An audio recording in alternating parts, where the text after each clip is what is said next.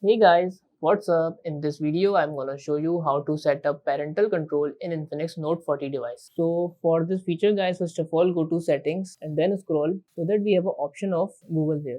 Just tap on Google and then go to all services. So in this section guys, scroll so that we have an option of kids and family here. Here we have an option of parental control. So just tap here and then this type of interface come. Now just click to let's do this, and all you guys have to do just click here and then click add another account so that account will be for your child or your teen account. So just click on add account, enter the password first time, then all you guys have to do just enter the email here, then click to next. Now enter the password here and then click save or never if it's what you want, then click I agree.